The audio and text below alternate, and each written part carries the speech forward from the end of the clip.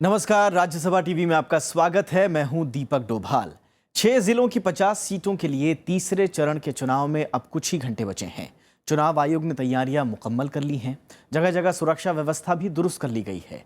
वहीं अब चौथे चरण का चुनाव प्रचार भी जोरों पर है। प्रधानमंत्री नरेंद्र मोदी ने मंगलवार को 3 रैलियों को संबोधित किया। वहीं महागठबंधन की ओर से नीतीश कुमार ने 6 चुनावी सभाएं की। और इसके साथ साथ आज आपको दिखाएंगे चुनाव से जुड़ी कुछ और खबरें, लेकिन सबसे पहले हेडलाइंस पर एक नजर। तीसरे चरण के चुनाव की तैयारियां पूरी, सुरक्षा के पुख्ता इंतजाम। 6 जिलों की 50 सीटों पर मतदान कल सुबह 7 बजे से मतदान। करीब 1.5 करोड़ मतदाता करेंगे 808 उम्मीदवारों की किस्मत का फैसला। लालू प्रसाद यादव के बेटों समेत कई दिग्गजों की साख दांव पर। चौथे दौर के लिए चरम पर पहुंचा प्रचार। प्रधानमंत्री नरेंद्र मोदी की 3 रैलियां। महागठबंधन की ओर से नीतीश कुमार ने भी झोंकी ताकत। और प्रधानमंत्री का महागठबंधन पर पिछड़ी जाति के आरक्षण में 5% कटौती का आरोप। लालू प्रसाद यादव का इनकार।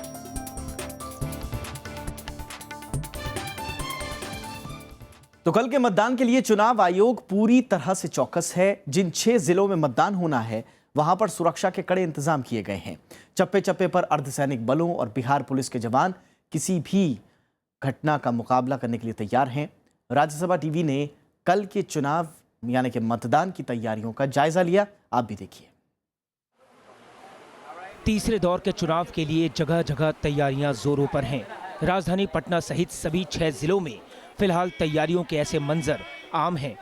शांतिपूर्ण और निष्पक्ष चुनाव के लिए कोई भी कसर नहीं छोड़ी जा रही।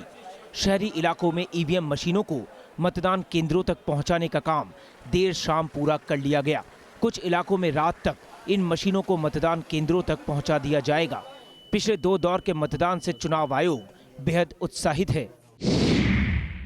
अब की बार सिर्फ अगले 3 फेजेस के लिए नहीं, सारे फेजेस के लिए हम लोगों ने 100% पुलिस, सेंट्रल पुलिस फोर्स की तैनाती पोलिंग स्टेशन पे की है। और बाकी जो 3 फेजेस हैं उसमें भी हम लोगों की तरफ से जो है सुरक्षा प्रदान करने में कोई कमी नहीं रहेगी। 6 जिलों की 50 सीटों पर कल वोटिंग होनी है। इनमें राजधानी पटना सहित पड़ोस के जिले शामिल हैं।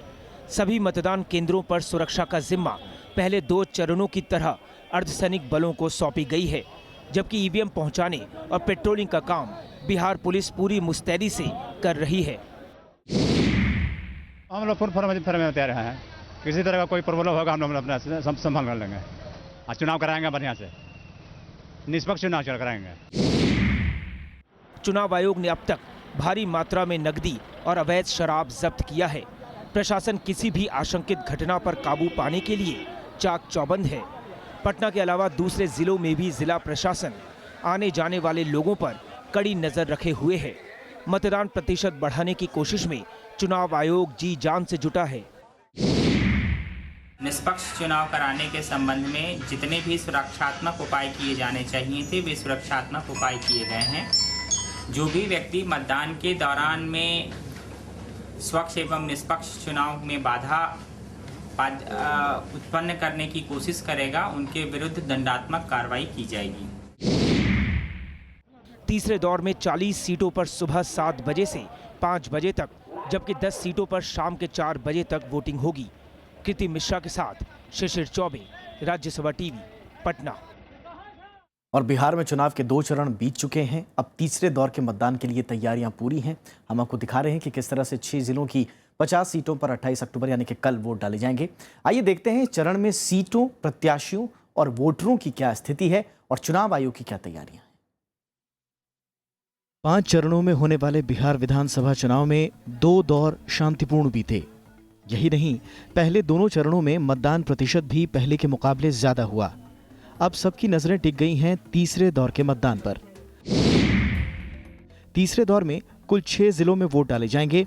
इनमें सारण, वैशाली, नालंदा, पटना, भोजपुर और बक्सर जिलों में मतदान होना है। इस दौर की 50 विधानसभा सीटों में से 8 विधानसभा सीटें अनुसूचित जाति के लिए आरक्षित हैं। तीसरे चरण में पटना जिले में सबसे ज्यादा 14 सीटें हैं, सारण में 10, वैशाली में 8, नालंदा और भोजपुर में 7-7 और बक्सर जिले में 4 विधानसभा सीटें हैं। तीसरे दौर में वोटरों की बात करें तो इस दौर में कुल 1,45,50,062 मतदाताओं को वोट देने का अधिकार है, जिसमें पुरुष मतदाताओं की तादाद 78,48,207 है, जबकि महिला मतदाता 67,01,274 हैं। 581 अन्य श्रेणी के वोटर हैं। इस दौर में कुल 808 प्रत्याशी हैं, जिनमें 283 निर्दलीय उम्मीदवार भी किस्मत आजमा रहे हैं। इस दौर में 71 महिला उम्मीदवार भी चुनावी मैदान में ताल ठोक रही हैं। सबसे ज्यादा प्रत्याशी पटना जिले की कुम्हरार सीट पर हैं, जबकि सबसे कम भोजपुर की अगियाव सीट पर। तीसरे दौर की राजनीतिक स्थिति की बात करें तो इस दौर में सबसे ज्यादा 47 उम्मीदवार बीएसपी ने उतारे हैं। इसके बाद 34 सीटों पर बीजेपी लड़ रही है, आरजेडी 25 सीटों पर चुनाव लड़ रही है, तो सीपीआई ने 19, जेडीयू ने 18 और एलजेपी ने 10 उम्मीदवारों को टिकट दिया है। वहीं सीपीएम ने 7, कांग्रेस ने भी 7 सीटों पर उम्मीदवार उतारे हैं, जबकि एनसीपी और आरएलएसपी 2-2 सीटों पर चुनाव लड़ रही है। पहले 2 दौर के मतदान से उत्साहित चुनाव आयोग ने इस बार भी खास इंतजाम किए हैं। आयोग ने इस दौर के लिए कुल 14,170 पोलिंग स्टेशन बनाए हैं, जिसमें इतने ही कंट्रोल यूनिट और 20,812 बैलेट यूनिट लगाई गई हैं। इस बार पोलिंग बूथों की सुरक्षा का पूरा जिम्मा केंद्रीय अर्धसैनिक बलों का है, जबकि राज्य पुलिस और होमगार्ड की जिम्मेदारी वोटिंग लाइनों की व्यवस्था और पेट्रोलिंग जैसे कामों की होगी। Bureau report, Rajya Sabha TV. तीसरे चरण में शांतिपूर्ण तरीके से मतदान संपन्न कराने के लिए चुनाव आयोग ने सभी तैयारियां पूरी कर ली हैं। पहले और दूसरे चरण की तरह तीसरे चरण के चुनाव को भी सफलतापूर्वक संपन्न कराने के लिए प्रशासन ने कमर कसी हुई है। राज्यसभा टीवी संवाददाता कृति मिश्रा ने पटना में राज्य के मुख्य चुनाव अधिकारी अजय वी नायक से चुनावी तैयारियों पर खास बातचीत की।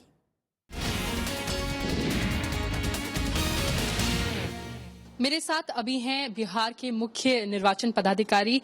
Welcome to Rajya Sabha TV sir. 2 crucial phases हो गए हैं, अब तीसरा फेज है। किस तरह से चुनाव की तैयारियां चल रही हैं? अब की बार चुनाव की तैयारी एकदम पुख्ता है। आपने भी देखा होगा कि फर्स्ट और सेकंड फेज जो नक्सल प्रभावित इलाकों में था वो भी शांतिपूर्ण तरीके से संपन्न हुआ। और अब की बार बिहार में चूंकि ये बिहार अकेला स्टेट इलेक्शन के लिए जा रहा है, तो हमारे पास पर्याप्त केंद्रीय सुरक्षा बल हमारे पास हैं, तो हर एक बूथ पर हम लोगों ने इनकी तैनाती की है। सर, अगर मैं पिछले 2 फेजेस की बात करूं तो काफी इम्प्रेसिव टर्न आउट रहा है वोटर्स का।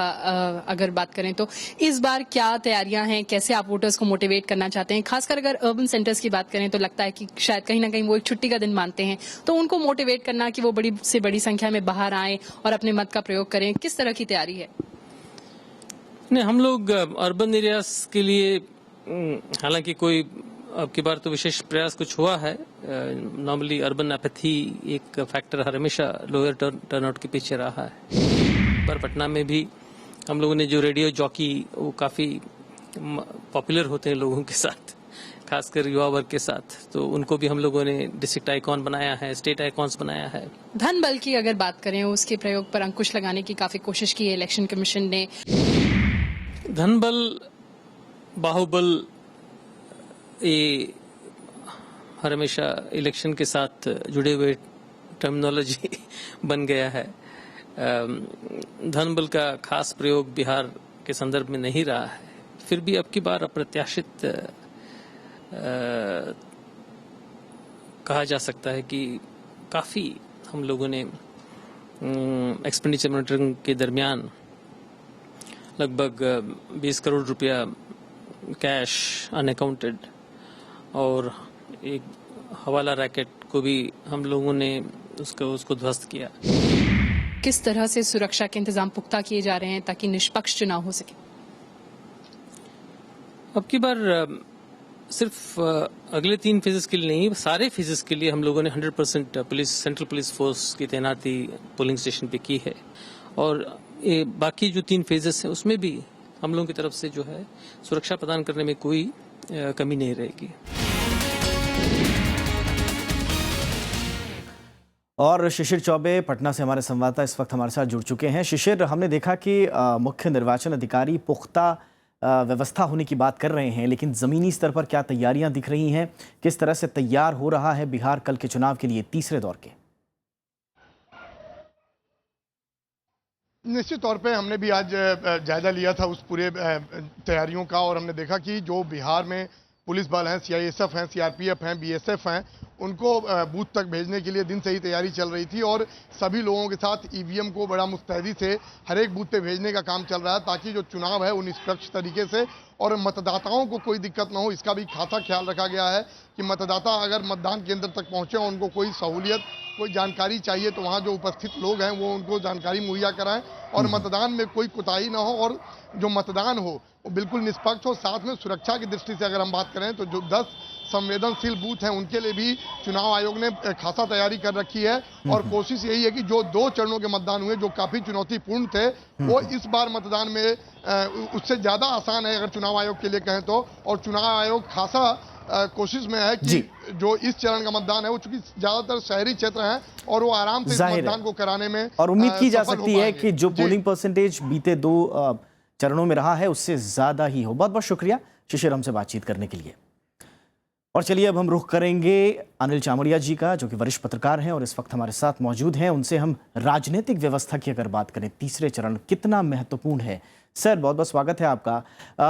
पहले 2 दौर में हमने देखा कमोबेश कई तरह के कयास लगाए जा रहे हैं, कई तरह के अनुमान हैं, उसके हिसाब से राजनीतिक दलों ने अगले चरणों की तैयारियां भी की, कई आरोप प्रत्यारोप भी देखने को मिले। लेकिन ये जो तीसरा चरण है इसे कितना महत्वपूर्ण मानते हैं आप बिहार की राजनीतिक समीकरणों के लिहाज से? बिहार की राजनीति के लिए 6 जिले बहुत महत्वपूर्ण हैं और इस मायने में 2 तरह से आप इसके महत्व को समझ सकते हैं जी। एक तो महत्व इस रूप में कि पहली बार ऐसा हुआ कि प्रधानमंत्री का जो दौरा, बिहार दौरा हुआ जी, वो पहले के मुकाबले इस रूप में ज़्यादा हुआ कि रोज़ाना 3 रैलियों का औसत निकलता है और ख़ास तौर से इस चरण के मतदान को उन्होंने ध्यान में रखा। दूसरा महत्व इस बात को लेकर है कि ये जो 6 जिले हैं उन 6 जिलों में आप देखें नालंदा, सारण और ये जो इलाका है ये किसका इलाका है? ये इलाका है नीतीश कुमार जी का और लालू जी का। बिल्कुल, लालू जी पहले इसी इलाके से चुनाव लड़ते रहे हैं और नीतीश कुमार जी का तो क्षेत्रीय रहा ही है। तो आप इस लिहाज से समझ सकते हैं कि ये दोनों गठबंधनों के लिए बहुत महत्वपूर्ण है। तीसरी बात कि ये जो क्षेत्र है वो इस क्षेत्र में लेफ्ट की जो उपस्थिति है, वामपंथी जो पार्टियां हैं उनकी भी उपस्थिति है और उनका भी जो आधार है वो कमोबेश उन्हीं लोगों के बीच में है जिन लोगों का वोट पाने के लिए दोनों गठबंधन जोर लगाए हुए हैं। दोनों गठबंधन, वो नीतीश और लालू जी का गठबंधन हो या फिर एनडीए हो, दोनों गठबंधन उस पर मेरा आशय दलित, पिछड़ा और अति पिछड़ी जो जातियां हैं उनके वोट को लेकर है। तो इस लिहाज से मैं समझता हूं कि ये बहुत ही महत्वपूर्ण ये फेज है और ख़ास तौर से जिन जिलों में ये चुनाव हो रहे हैं 50 सीटों पर उसका महत्व है। और सर आपने दलित और पिछड़ों की बात करी, जैसा कि हम देख पा रहे हैं कि ये जो 6 जिले हैं ये कमोबेश इनमें ज़्यादातर छोटे कस्बे या शहरी क्षेत्र ज़्यादा हैं। आपको लगता है कि अगर हम शहरी वर्सेस ग्रामीण क्षेत्रों की परिपाटी पर इस तीसरे चरण को तौलें तो आप कहां पाते हैं? और क्या वाकई में इस चरण में दलितों का वोट, पिछड़ों का वोट मायने रखेगा, खासतौर पर जिस तरह की राजनीति इन लोगों के नाम पर हुई है? नहीं, मायने रखेगा और बिल्कुल रखेगा मायने। देखिए ये जो जिले हैं, मैं इसलिए इन जिलों के बारे में कह रहा था, जैसे बक्सर है, हाँ। उसके बाद पहले तो ये एक ही जिला था भोजपुर, जिसमें कि तमाम जिले आते थे, कैमूर भी आता था, रोहतास भी आता था, यानी शाहाबाद जिला जिसको हम लोग कहते हैं।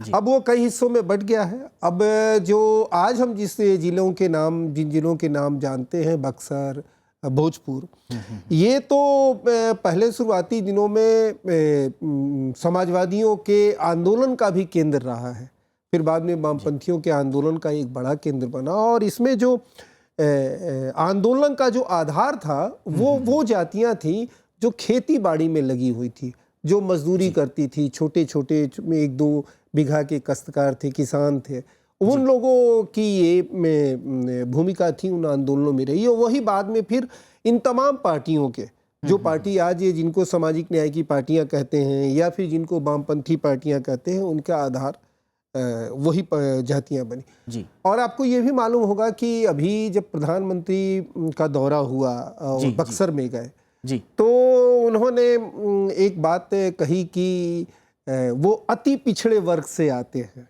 जी जी उन्होंने अपने को खास तौर से लोकसभा के चुनाव में तो वो कहते अमित थे शाह कि भी वो यही कह रहे हैं लगातार, जी। पिछड़े वर्ग से आते थे, लेकिन अब वो थोड़ा सा और अपने को उन्होंने ज्यादा कंसंट्रेट करने के लिए उन्होंने कहा कि अति पिछड़े ईबीसी से आते हैं। के वर्ग से आते हैं, क्योंकि अभी अभी कुछ दिनों पहले ही नीतीश कुमार जी की सरकार ने जिस जाति का होने का दावा प्रधानमंत्री करते हैं उस जाति को एनेक्सर 1 में डालने का उन्होंने फैसला किया था। जी जी जी। तो आप ये समझ सकते हैं कि ये जो जातियां हैं इनका वोट परसेंटेज जो वोट जो है खासा है। जी। दूसरी बात है कि ये वो वोट है जो एक नई तरह की चेतना से लेस है और वो निकलेगा वोट देने, या वहां की महिलाएं बड़ी तादाद में निकलेंगी। जी जी। तो इसीलिए ये बहुत महत्वपूर्ण है इस पूरे क्षेत्र में जी जी। इन लोगों का वोट। और पहले 2 दौर में हमने ट्रेंड यही देखा है, जो ग्रामीण क्षेत्रों के लोग थे, खासकर जो महिलाएं थी, वो आगे आकर उन्होंने बढ़ चढ़कर मतदान में हिस्सा लिया। और उम्मीद यही की जा रही है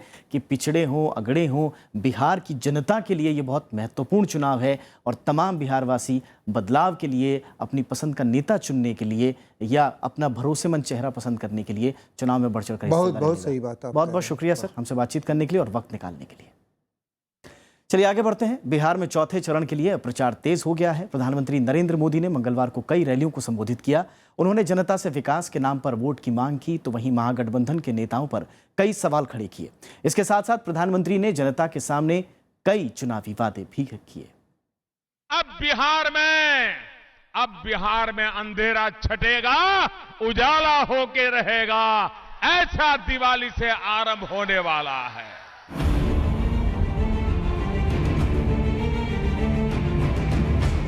चौथे चरण का प्रचार अब जोरों पर है। प्रधानमंत्री नरेंद्र मोदी मंगलवार को कई जनसभाओं को संबोधित करते दिखे। हाल ही में रिश्वतखोरी के घेरे में आए सूबे के एक मंत्री का हवाला देते हुए प्रधानमंत्री ने महागठबंधन के तमाम नेताओं पर प्रहार किया। उन्होंने एक ओर भ्रष्टाचार के आरोप लगाए तो दूसरी ओर कई सवाल भी दागे। कैमरा के सामने रुपये बांटे जा रहे हैं, रुपये लिए जा रहे हैं, बिहार बेचा जा रहा है। और मैडम सोनिया जी, जरा आप भी तो जवाब दो। ये आपके दोनों साथी जिनके उम्मीदवार रुपयों की थप्पियां लेते लेते और दूसरे 2 लाख, एक तो है सत्यदेव, नाम देखो था सत्यदेव, और पाप क्या कर रहा है देखा आपने। नीतीश लालू की जोड़ी और उनके कार्यकाल पर फिर से तंज कसते हुए प्रधानमंत्री ने विशेष पैकेज की बात दोहराई। अपने 6 सूत्रीय एजेंडे के जरिए प्रधानमंत्री ने जनता के सामने कई चुनावी वादे भी रखे। ये चुनाव विकास के लिए लड़ने के लिए मैं आपसे आग्रह करता हूं, विकास के लिए वोट देने के लिए आग्रह करता हूं, और इसलिए मैंने कहा है मेरा 6 सूत्री कार्यक्रम है, बिजली, पानी, सड़क, पढ़ाई, कमाई और दवाई। प्रधानमंत्री नरेंद्र मोदी ने आरक्षण के मुद्दे पर एक बार फिर अपने राजनीतिक विरोधियों पर साजिश का आरोप लगाया। उन्होंने कहा कि पिछड़ों और दलितों के आरक्षण से 5% आरक्षण घटाने की साजिश रची जा रही है। प्रधानमंत्री ने चौथे दौर के लिए मंगलवार को पश्चिमी चंपारण के बेतिया, पूर्वी चंपारण के मोतिहारी और सीतामढ़ी में रैलियां की। 7 जिलों की 55 सीट पर 1 नवंबर को चौथे चरण का चुनाव होना है। प्रधानमंत्री नरेंद्र मोदी ने भ्रष्टाचार के आरोप में सत्तारूढ़ गठबंधन को जमकर घेरा। साथ ही साथ उन्होंने महागठबंधन के प्रत्याशियों को वोट नहीं देने की अपील करते हुए कहा कि अगर बिहार का विकास करना है तो वो केवल बीजेपी सरकार कर सकती है। इस अपील का कितना लाभ होता है, इस बात के लिए हमको 8 नवंबर तक इंतजार करना पड़ेगा। बेतिया से कैमरामैन प्रेम सिंह के साथ रविंदर सिंह शोरान, राज्यसभा टीवी। और चौथे दौर के प्रचार के लिए अब बीजेपी ने ताकत झोंक दी है। मंगलवार को बीजेपी अध्यक्ष अमित शाह ने मुजफ्फरपुर के पारू में जनसभा की। उन्होंने बीजेपी प्रत्याशी अशोक कुमार सिंह के लिए वोट मांगे। एनडीए सरकार के कार्यकाल की उपलब्धियां गिनाते हुए अमित शाह ने महागठबंधन के नेताओं की जमकर आलोचना की और इस जनसभा में केंद्रीय राज्य मंत्री साध्वी निरंजना ज्योति भी मौजूद थी। ये चुनाव अगड़े बिहार बनाम पिछड़े बिहार का चुनाव है मित्रों। मोदी जी के साथ कंधे से कंधा मिलाकर बिहार का विकास करना है तो यहाँ भारतीय जनता पार्टी की सरकार बनानी पड़ेगी। 5 साल के लिए विकास करने वाली सरकार चाहिए या फिर से आप पर आतंक फैलाने वाली सरकार चाहिए, वो निर्णय आपने करना है मित्रों। और चौथे दौर के चुनाव के लिए महागठबंधन के नेताओं ने भी जोर आजमाई शुरू कर दी है। बिहार के मुख्यमंत्री नीतीश कुमार ने मंगलवार को सीवान जिले में 6 रैलियां की। नीतीश कुमार ने प्रधानमंत्री के आरोपों का पलटवार किया। उन्होंने जनता से विकास के नाम पर वोट मांगे।